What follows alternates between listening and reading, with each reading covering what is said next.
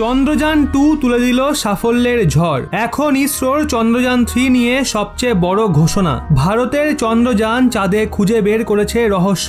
যেই মিশনকে ফেল বলা হচ্ছিল সেই মিশনই করেছে চাঁদে বিশাল সন্ধান।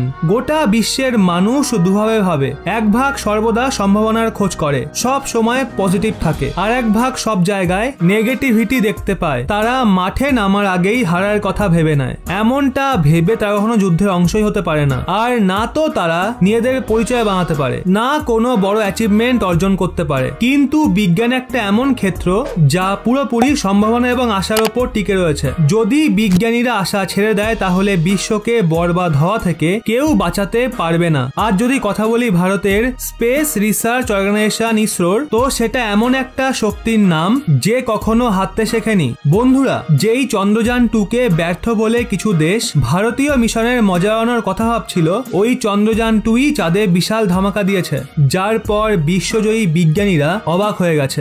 ভারতের শত্রু চীনের ঘুম উড়ে গেছে। নাসা না পারছে গিলতে আর না পারছে উগলাতে। চন্দ্রযান 2 গোটা দুনিয়াকে এটা বুঝিয়ে দিয়েছে ভারতকে কমজোর ভাবা কতটা বড় ভুল। প্রশ্ন উঠছে যে চন্দ্রযানকে ব্যর্থ বলে কিছু মানুষ আনন্দে পাগল হচ্ছিল, ভারতের মহাকাশ মিশনকে মজার জিনিস বানানোর চেষ্টা করছিল। সেটা এখন কি করে দিয়েছে যে স্পেসের দুনিয়া অবাক হয়ে গেছে। বিশ্বের বিজ্ঞানীরা ভারতের দমকে সেলাম করছে। চন্দ্রযান 2 কি তবে কাজ করা শুরু করেছে? তারা কিভাবে বিশাল সন্ধান করেছে? এই সমস্ত প্রশ্নের জবাব আমরা আপনাদের দেব, কিন্তু তার আগে চন্দ্রযানের ব্যাপারে কিছু জানা অত্যন্ত জরুরি। বন্ধুরা, ইসরো লাগাতার নিজের দমে ভারতের শক্তিকে বাড়ানোর চেষ্টায় থাকে। পিএম মোদী ক্ষমতায় আসার পর ইসরো দ্বিগুণ গতিতে কাজ করা শুরু করেছে, কারণ পিএম মোদী এটা ভালো মতো জানে মহাকাশে না এগিয়ে পৃথিবীতে এগোনোর আশা করা খুব মুশকিল। ভারতকে মহাশক্তি বানানোর জন্য ভীষণ জরুরি ভারত ভূমির সঙ্গে সঙ্গে মহাকাশেও নিজের শক্তির ক্ষমতা দেখাক। এজন্য ইসরো খুবই দ্রুত গতিতে একসঙ্গে অনেকগুলো মিশন কমপ্লিট করার জন্য লেগে রয়েছে। ইসরোর ওপর ভারত সরকার কতটা মনোযোগ দেয় এর আন্দাজ এর থেকেই করা যায়। যখন চন্দ্রযান 2 লঞ্চ হয় ওই সময় ভারতের প্রধানমন্ত্রী স্বয়ং ইসরোতে বিজ্ঞানীদের সঙ্গে ছিলেন। চন্দ্রযান 2 এর মাধ্যমে ভারত ইতিহাস রচনা করার ব্যাস কিছুটা দূরত্বেই ছিল। যদি সবকিছু ঠিকঠাক থাকতো তাহলে ভারত দুনিয়ার প্রথম দেশ হতো যার মহাকাশযান চন্দ্রপৃষ্ঠের দক্ষিণ মেরুতে অবতরণ করত।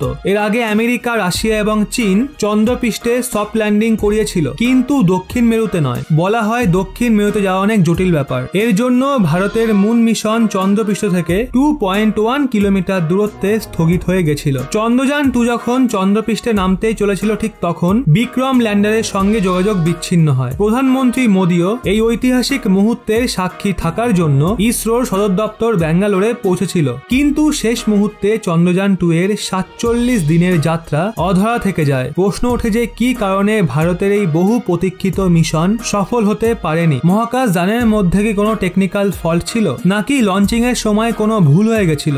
দেশবাসীদের শেষ মুহূর্তে হতাশ কেন হতে হয়? বন্ধুরা, শেষ মুহূর্তে বিক্রম ল্যান্ডারের সঙ্গে যোগাযোগ গ্রাউন্ড স্টেশন থেকে ব্রেক হয়ে যায়। ইসরোর চেয়ারপারসন ডক্টর কে শিবান বলেন, যখন ইসরোর বিক্রম ল্যান্ডার চন্দ্রপৃষ্ঠ থেকে 2.1 কিলোমিটার দূরত্বে ছিল তখনই গ্রাউন্ড স্টেশনের সঙ্গে যোগাযোগ বিচ্ছিন্ন হয়েছিল। এর ফলে নিরাশ হলেও এই মিশন ব্যর্থ হয়নি, কারণ চন্দ্রযান 2 এর অরবিটার চন্দ্রের কক্ষে নিজের কাজ করে যাচ্ছে। এই অরবিটারে অনেক সায়েন্টিফিক উপকরণ রয়েছে আর ভালো মতো কাজও করছে। বিক্রম ল্যান্ডার ও প্রজ্ঞান রোভারের যে প্রয়োগ করা হয়েছিল তাতে অবশ্যই ধাক্কা লেগেছে। বন্ধুরা, এই অরবিটার একটা চমকে দেওয়ার মতো খবর দিয়েছে যা বিজ্ঞানীদের অবাক করে দিয়েছে। এসএসএলভির ব্যর্থতায় হতাশ হওয়া দেশকে চন্দ্রযান 2 খুশির খবর দিয়ে দিয়েছে, আর এর জন্য সমগ্র দেশ ইসরোকে ধন্যবাদ জানাচ্ছে। তো বন্ধুরা, ইসরো কি এমন খুশির খবর দিয়েছে? বন্ধুরা, ইসরোর কনফিডেন্স লেভেল হাই। এসএসএলভির ব্যর্থতায় প্রচন্ড খুশি হচ্ছিল চীন। এখন ইসরো শুরু করে দিয়েছে টোটাল 19টা মিশনের প্রস্তুতি। খুব শীঘ্রই আকাশে উঠতে চলেছে চন্দ্রযান 3। বন্ধুরা, ভারতের গর্ব ইসরোর চন্দ্রযান 2 চাঁদ থেকে সবাইকে চমকে দিয়েছে। ভারতের দ্বিতীয় চন্দ্র মিশন চন্দ্রযান 2 চন্দ্রপৃষ্ঠে জলের উপাদানের উপস্থিতির সন্ধান পেয়েছে। মিশনে দরুন মেলা পরিসংখ্যান থেকে এটা প্রকাশিত হয়েছে। চন্দ্রযান 2 মিশনের অরবিটার বর্তমান সময়েও চাঁদকে পরিক্রমণ করছে, যার দরুন এই পরিসংখ্যান মিলেছে। ইন্ডিয়ান স্পেস রিসার্চ অর্গানাইজেশন অর্থাৎ ইসরোর পূর্ব অধ্যক্ষ এস কিরণ কুমারের সহযোগে লেখা একটা রিসার্চ পেপারে বলা হয়েছে চন্দ্রযান 2 তে লাগানো ডিভাইসে ইমেজিং ইনফ্রারেড স্পেকট্রোমিটার নামের একটা ডিভাইসও রয়েছে, যা গ্লোবাল সায়েন্টিফিক ডেটা প্রাপ্ত করার জন্য 100 কিলোমিটারের এক মেরু কক্ষ সম্পর্কিত কাজ করছে। IIRS থেকে পাওয়া প্রারম্ভিক ডেটা থেকে চন্দ্রে 29 ডিগ্রি উত্তর ও 62 ডিগ্রি উত্তর অক্ষাংশের মাঝে বিস্তৃত হাইড্রেশন এবং অমিশ্রিত হাইড্রক্সিল এবং জলের উপাদানের উপস্থিতি স্পষ্টভাবে দৃশ্যমান।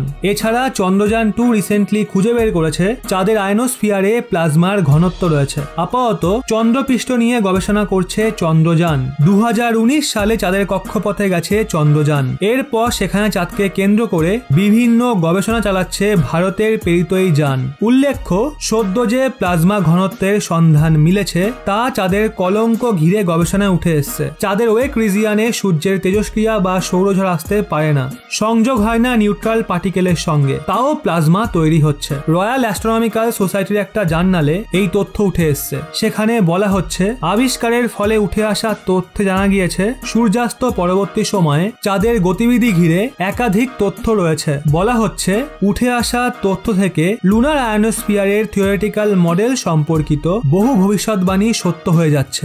এখন অনেকের মনেই প্রশ্ন উঠতে পারে এই প্লাজমা ডেনসিটি কি? তো তাদের জন্য বলি, আয়নোস্ফিয়ার তো জানেন বায়ুমণ্ডল থেকে উদ্ভূত এবং তাই স্তরটির প্লাজমা ঘনত্ব প্রতি ঘন সেন্টিমিটারে মাত্র কয়েকশো আয়ন বলে মনে করা হয়। চন্দ্রযান 2 অরবিটারে dual frequency radio science DFRS কিছু পরিমাপ করেছে যা দেখায় আয়নোস্ফিয়ারের প্লাজমা ডেনসিটি প্রতি ঘন সেন্টিমিটারে 104 আয়ন ওয়েক রিজিয়নে। ইসরো অনুসারে দ্য লুনার ওয়েক রিজিয়ন চাঁদের আয়নোস্ফিয়ারের একটা অঞ্চল যা সরাসরি সোলার উইন্ডের সাথে যোগাযোগ করে না। লুনার ওয়েক রিজিয়নে আয়নোস্ফিয়ারের প্লাজমা ঘনত্ব দিনের দিকের চেয়ে কমপক্ষে 1 ক্রমমাত্রার বেশি। চন্দ্রযান 2 ভারতের দ্বিতীয় চন্দ্র মিশন। এই চন্দ্রযান 2 কে ইসরো দ্বারা 22 জুলাই 2019-এ লঞ্চ করা হয়েছিল। এই মিশনটি চন্দ্র আয়নোস্ফিয়ার অধ্যয়নের জন্য ডিজাইন করা DFRS সহ বেশ কয়েকটা পেলোড বহন করেছিল। তো বন্ধুরা, ইসরোর এই সফলতা নিয়ে আপনাদের কি মতামত নিচে কমেন্টে অবশ্যই জানান।